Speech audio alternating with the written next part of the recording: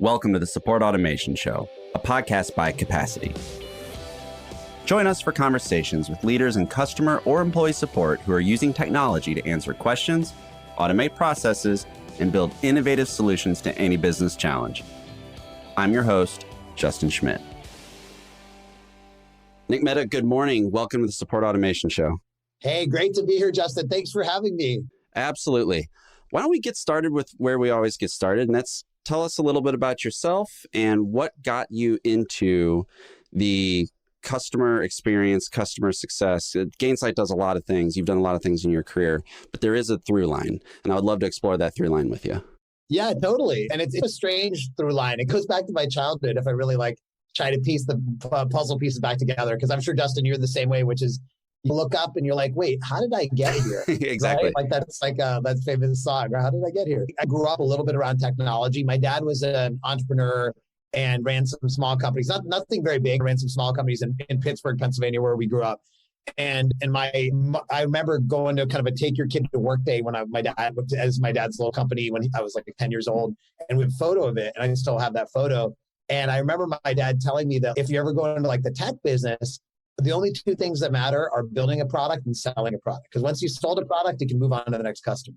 And that kind of mindset that it's just about building and selling is what the history before cloud and SaaS, that was what everyone cared about, right? Is just about the next customer, get the next customer. Things like support and customer success really didn't matter. And I saw that in my career early on. I initially, before I got into the SaaS and cloud world, I was in a big software company, Symantec, and I was started as a product manager and eventually ran a division of Symantec. And in running that division, great team, great product and all that. But honestly, we didn't think about customers, post-sale stuff at all.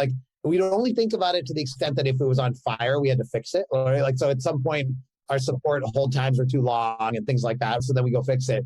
But it was extremely reactive. Then I went to run my first SaaS company before Gainsight, a company called Live Office. And I got turned into this world where, when your customers are paying you as they go, and when they have the ability to easily switch, you can't just be reactive anymore. You can't just only think about how long the hold times are on the phone.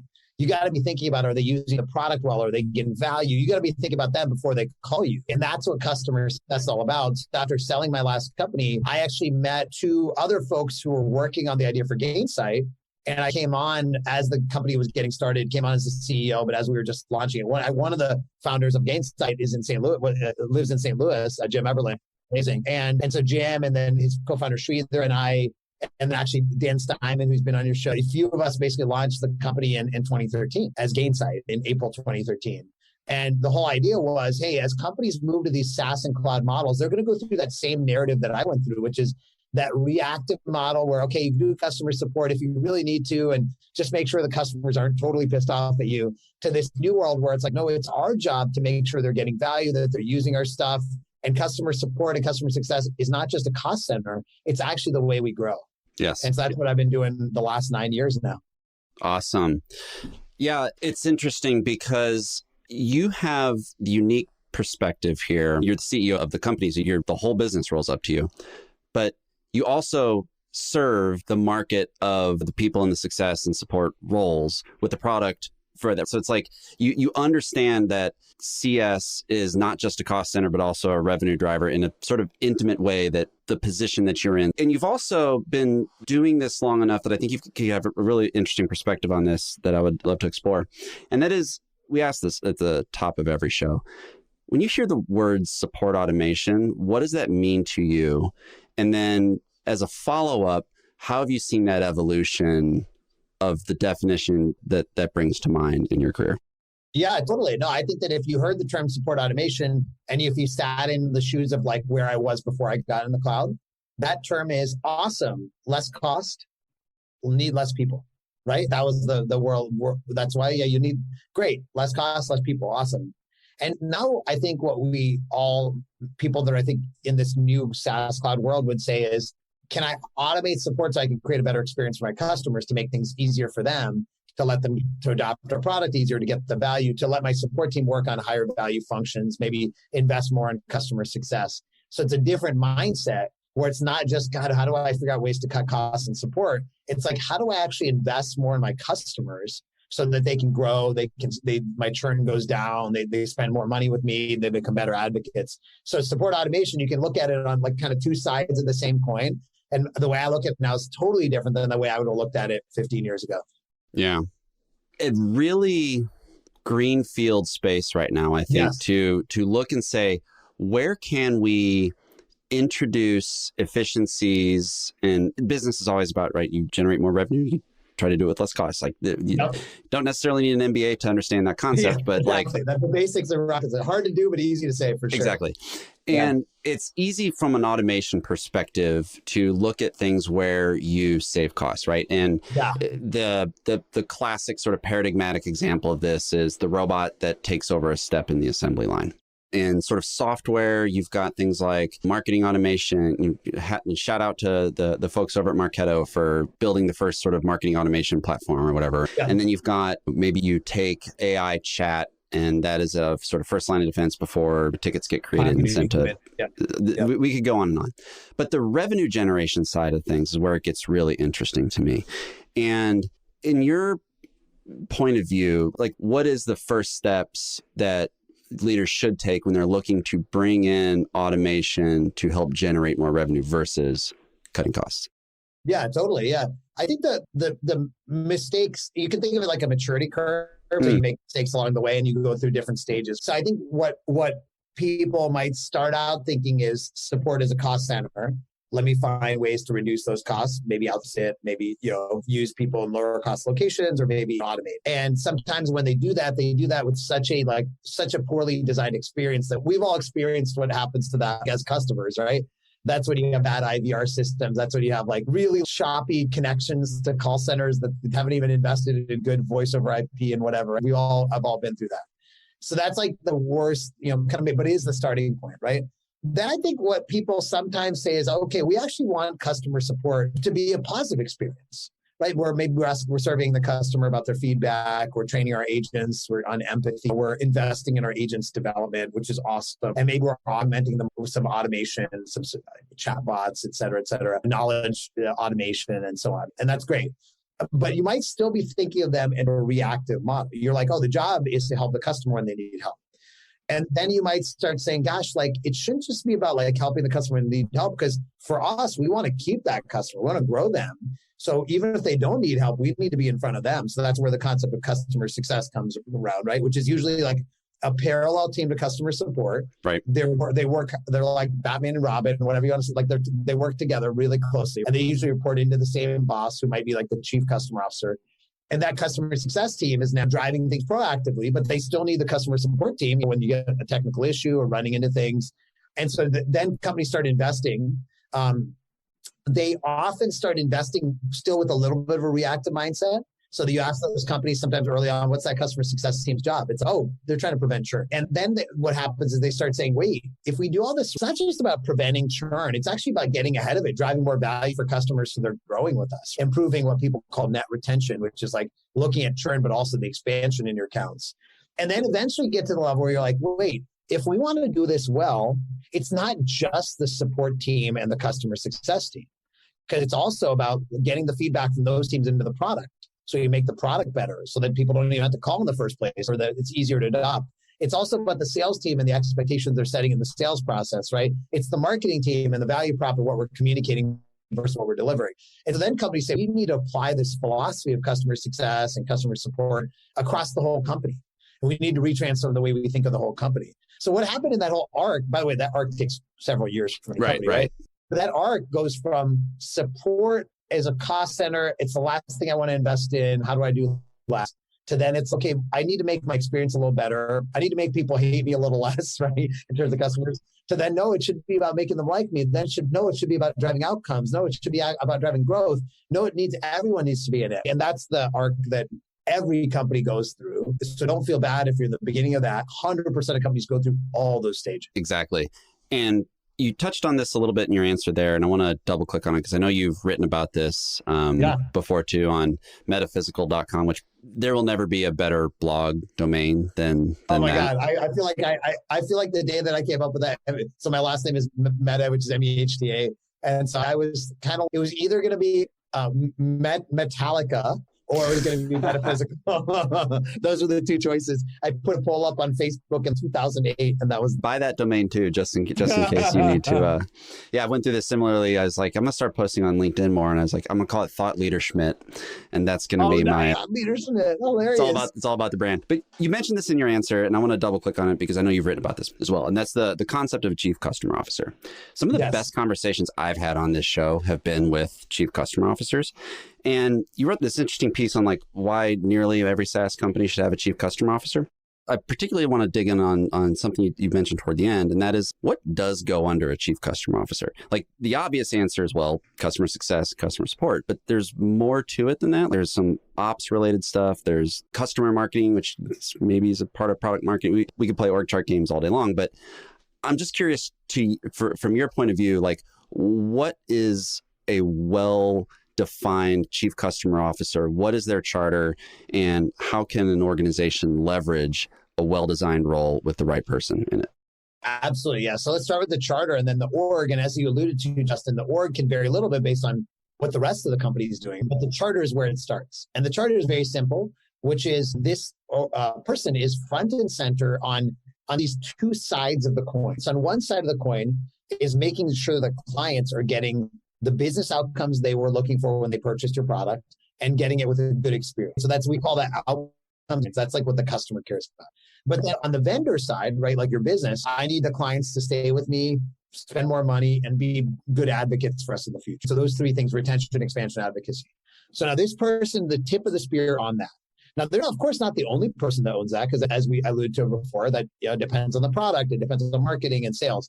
But they're the person that wakes up every day and thinks about net retention, churn, advocacy. My chief customer officer, Kelly Capote, she's the one that wakes up every day thinking about those things, sweating about hitting all the numbers. Okay, now what do you need to do that? The basic building block best practice for 95% of companies is at a minimum putting the post-sales core functions together. As you alluded to, Justin, you've got support. Most people have a technical support, customer support, and then customer success, which is a more common, recent practice over the last 5-10 years. Many companies will have an onboarding and professional team kind of setting clients up. If you have that, it's a good place to put it. Some people have a training team, training your customers on using your product and maybe even charge for that, or maybe it's free. And then as you alluded to, you get into these other areas that are either accelerants of customer success in this kind of function, or they're like the gaps in other parts of the org that you need to fill because nobody else owns them. So let me walk through some of those examples, right? Yeah. So an example of an accelerant, many companies say, hey, to really get our customers to get value, let's create a community where they can talk to each other and learn from each other and help each other solve issues or adopt the product. And right, so community, who owns that? Often chief customer officers own that online community. There's an operations element to customer success and chief customer officer, because you got to analyze what you're doing and figure out how to scale it and process, just like you have sales ops and other functions. And so what people often do is they'll create like a customer ops org under the chief customer officer, and they'll put in all the operations for support, services, customer success, all under one ops leader, right? Just like a chief revenue officer will have a sales ops leader, a revenue ops leader. Another example, something that could be an accelerant, is actually somebody who is responsible for looking at the customer experience across the company. So you might have a head of customer experience under the chief customer officer who's doing all the kind of listening posts, as people call them, of like surveys and all that, but also running all the cross-functional projects to say, how do we improve the end-to-end experience, for example, for a new customer coming on board, getting that welcome email, going through services. What's that life cycle like? What's the RACI look like of kind of responsibility in terms of who owns what? What's the customer journey? So you might have a customer experience person reporting to the CCO. And then, as I alluded to, you might have some people that are either filling gaps or building bridges. So for example, you might have a marketing team that really works with the customer success team, which is great. But if you don't, you might build a customer marketing team under the chief customer officer. Long term, maybe you don't want that, but like short term, somebody's got to do it, right? And some marketing teams are focused on net new leads. Another example of a kind of a bridge building is we've done this following thing, which a lot of companies are doing, which is building this kind of group that connects between the product team and the customer success team. So taking all that input from support, customer success, other folks, and helping to create a conduit so it gets back into the product, but not just giving feature requests, but also doing a better job with beta, releases, doing a better job with how you do releases and notifications, all of that. Done this long enough to Justin to know, like, releases can go really well or they can go really badly. And that can cause all kinds of problems for success and everyone else. And so we've done this internally, and a lot of people have done this. It's like, how do you create that liaison between the product organization and the customer organization? So everything you're doing, the product is done with a very customer-centric mindset. So there's a lot that could be under this charter. The last thing that sometimes is under there, and this is probably the more advanced organizations, is some companies start saying, look, I want my chief customer officer to have revenue. I want all the revenue from my existing customers to go to them, my renewal, my expansion, and so on. And so sometimes they'll actually have an account management team underneath them or a renewals team, and they'll own the number. And so what happens there is you got a sales leader that's all the new sales. Some people call that the hunting. And then you've got your CCO who's got all the existing sales, which some people call farming. You don't have to do that. That's a very advanced thing. Probably 10, 15% of people do that. But 95% of people have all that post-sales stuff under them, and more, about 60, 70% have a really good operations team. And I've described it in some ways in the phases of. You touched on a word there in your response that I'm going to dig in on this, because I think just recently you guys acquired Gainsight. Sorry, congratulations. Thank you. Makes a ton of sense. And that's the word community, right? And that's a huge part of what Gainsight does. I'm a big Zapier fan. Oh, yeah. And I know that's one of Insight's customers. Shout out to Zapier, too. University of Missouri grad started that thing. Oh, yeah, that's right. Actually, great. But typically, in a lot of these sort of SaaS and the orbit in which the Gainsight operates in, you're dealing with the customer teams inside of your customers, but not necessarily your customers' customers. Correct. Gainsight, now we're creating the bridge from the individual customers of your customers all the way through your customers' teams and then into obviously the larger Gainsight operation. And now there's that through line kind of from Gainsight all the way to Justin, the fan of Zapier, trying to figure out how to do something. Talk to me a little bit about the evolution of the customer community and how that is brought into the larger vision of the customer operations and customer success and customer experience platform that you guys are building. Justin, I have one question. Are you in our meetings? Are you listening to our Zoom conversations? No, sir. Literally, that is actually, it's funny, we haven't rolled all this out yet, but that vision of the way we think about it is there are these three axes, if you think of a triangle, right? Three vertices of a triangle, right? One is the teams that are in your company working with your customers, your support team, your sales team, your customer success team. Awesome. You mentioned that. The second act is a vertex in the triangle is you've got your end customers, as you said, that are maybe talking to each other through community and so on. And then the third one, by the way, is then you've got your actual software product itself, like Zapier or whatever product. And actually, Gainsight, one of the things we did a few years ago was we bought a company and then built it out to let you put code into your product, to put in like guides and walkthroughs and messages to your customers inside your product, build in a knowledge base, build in support, chat inside the product. So our whole vision is, can you connect the people working with your customers, your product, and your customers all together in this sort of virtuous cycle? So you nailed it. And it fits with the way community has really evolved, to answer your question, because community started out in really two different use cases. One was in that old support world, right? Remember, support, people want to reduce support costs. How do we reduce support costs? Maybe customers can help each other and then they don't call us. Support ticket deflection. That's like the first use case of community. And so obviously that's why you can go and have an issue with your iPhone and go on the Apple forums and see that nobody ever answers the questions, but you can post your question, right? Concept of community, which by the way, does not always lead to a great customer experience, is certainly out there and definitely probably the mainstream use case in the traditional old school model. But what happened was, as companies moved to SaaS and cloud, they're like, whoa, it's not just about support ticket deflection. First of all, that's a crazy concept. Like, I want to talk to my customers, but I want to get them to do stuff and get more value. And so these communities evolved, and Inside it, as an example, evolved to say, hey, let's position more around customer success. How do we actually focus more on helping customers, new customers learn from experienced ones and onboard better? Customers learn about advanced functionality and new use cases and best practices. And also, by the way, build personal relationships with each other and become advocates for the brand and all those kinds of things, right? Like very positive, not defense, but offense, growth oriented, right? And so a lot of SaaS companies now, just as a standard thing, is, hey, build a community of your customers, get them to talk to each other. And in fact, there's this new term that's become real popular in startups called community-led growth. The way you grow isn't just through selling and marketing, but it's like your community, like helping you grow. A lot of the best companies now are growing through like these viral communities.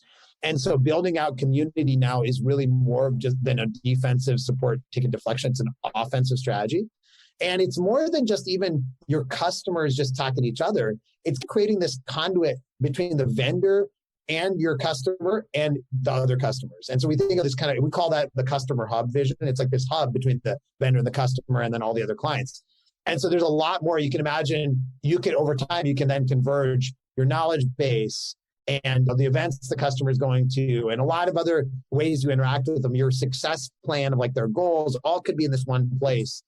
And so our long-term vision is community is the way that a vendor can then connect with its customers and then have its customers connect with each other.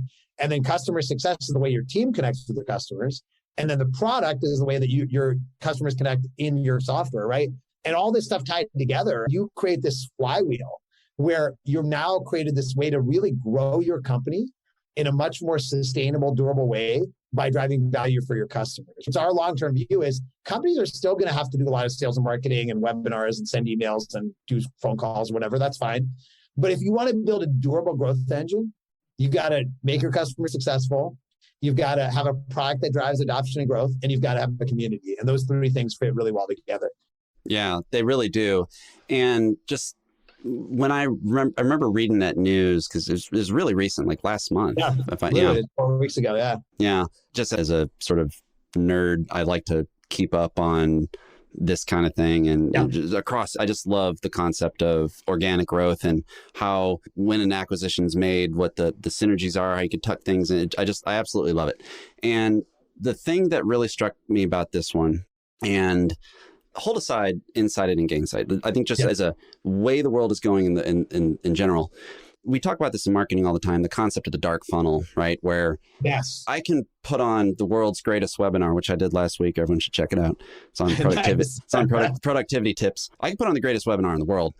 I can get the world's most optimized landing page to get someone to fill out a lead form. And I can have a world-class sales team to push that through the funnel. I can do all that stuff, and I can measure everything. I can look at the click-through rates. I can look at what part of the webinar they dropped off at. I can see the sales velocity inside the opportunity and sales. I can do all that stuff. What I can't do is understand what happens when that prospect sends a Slack message to a friend of theirs in a group somewhere and says, hey, have you ever worked with capacity before? Yeah. What I can't do as a product owner is understand, hey, XYZ doesn't work. How do you get it to work? And you got to plug this into that, and et cetera, et cetera, et cetera. But through community marketing, through customer communities, through the advocacy and the development of those conversations and the insight into them, you can now have an understanding of that. You can flow it back into the larger CSAT and talk about feature adoption. If you're able to, if Gainsight's able to tell one of its customers, hey, your customers are talking about XYZ, you can see the CSAT score is this, maybe invest in that to bolster it or whatever, you're making a hell of a compelling case. And one that's not possible without some degree of deep technological integration, automation, being able to manage that sort of previous heretofore dark funnel that has now been illuminated. Totally. This is a really long-winded way of asking a simple question. And that is, if community is one of the next horizons, let's look beyond even that and think about far into the future. We're coming up on time, and I want to be respectful of your time. Totally. I would love to know, because you're a blue flame thinker and a tip of the spear at a lot of this stuff, what's some of the stuff in the future of automation and the customer relationship that has you most excited? Yeah, totally. I think there's three things that I'll share that feel like they're, far enough away that they're a little bit futuristic, but not so far that you just totally wave your hand. Like, I think these three things will definitely happen. Flying cars. Yeah. Yeah, exactly. Flying cars. We're all robots, right, in the future. But before we become AI, robots, singularity, on the way to that, three things I think are pretty logical to happen. Number one is, by having the data across all these different places. So for example, your interactions with your customer from your team, your CSMs, your support, all this amazing data now, emails, chats, et cetera. And then combined with their interactions in your community, and then their usage of your product. Finally, I think we can get to the world of actually using AI, because I think AI has definitely been more dream than reality in B2B, in software and SaaS. It showed up a little bit, of course, in chatbots and things like that. And there's some cool predictive support things happening. But I think in terms of truly understanding a customer and being able to recommend the right things to them and understanding the factors that drive churn, I think we actually as an industry will get there. So AI applied to all this feels like it goes from like the true hype cycle peak of inflated expectations to something more realistic because this data is coming together. That's number one. Number two, I think we can actually drive a more integrated, thoughtful customer journey. Because right now, one of the things that happens from vendors, I'm sure, Justin, you see this too, is like you've got, okay, these emails coming out from marketing and support team contacting the customer, and then some messages popping up in the app to the customer, and then there's a community invite, and come join our training program, and CSM reaching out and sales reaching out. There's no lack of love for the customer now, but it's a little bit too much, and it's not organized. It's not very effective. You can't tell what's working. And so I think coming up with a more organized customer journey is a second thing that's very possible now that all these things are coming together. And then the third thing that I think ties to that is how do we actually create a more unified customer experience that's more in the product? So one of the things I think is pretty interesting right now is how fragmented things are. So you're the client, you buy Zapier or whatever. You're like, oh, I have Zapier. It's okay. Now I'm going to go to the community site. By the community site's us. So that's our taking responsibility there. You go to this right community.zapier.com, right? Oh, but is it a knowledge-based thing? I got to look that up somewhere else. Oh, is it a support thing? I got to go to the Zendesk portal. Oh no, I actually need to email my CSM. Oh, actually, it's a commercial thing. Maybe I need to talk to my salesperson. The Zapier is much better about all this because a lot of it's self-service. But a lot of vendors are like that. I think Gainsight's that.